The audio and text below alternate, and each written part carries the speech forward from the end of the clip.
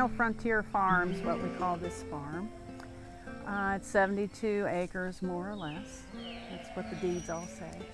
I'm a full-time farmer, so obviously I'm very connected to the farm. There's no part-time farming here. This is a full-time operation, and I also operate another farm on a close-by road.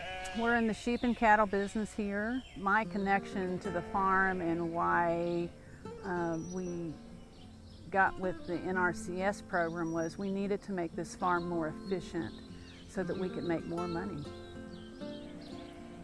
There's about 100 head of ewes, and they'll have maybe 175 lambs in the spring.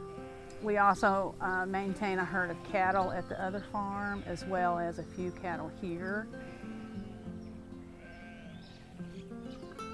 Well, when we came to this farm, we knew that we had to change the fencing so that we could rotate the animals in a more efficient manner, and also keep them out of the main water stream that feeds into Hingston Creek.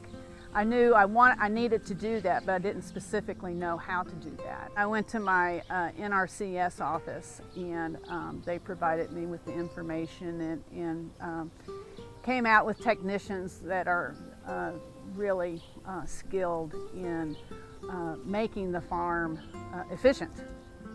You have to do your research, and you start at the NRCS office.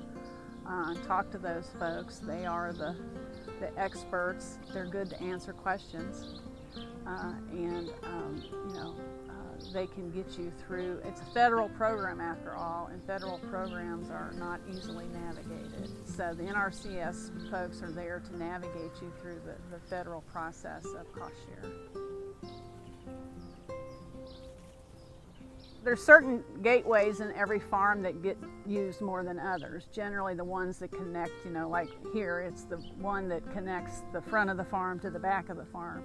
Those kind of gates generally end up in a quagmire slop hole. You can pile gravel in there every year and it just disappears. So what the NRCS recommended to do was in all the gateways, but especially those type, we put down filter fabric. The excavator will dig it out and level it up. Then you put down the filter fabric and put the gravel on.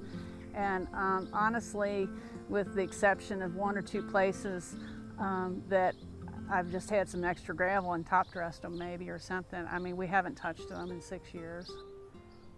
This spring, I put in a feeding pad area which services both the sheep and the cattle. Well, the water quality is real important to me because I know as a farmer, if my water's not good, it doesn't matter how much forage I have if I don't have good water.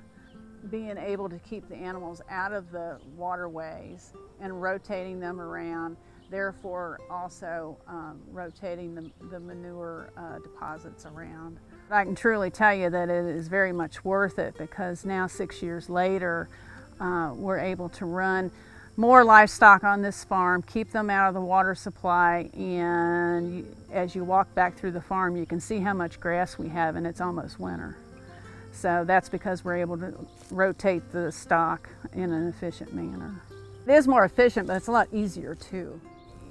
There has to be an efficiency on a farm in order to make enough money to make a living here.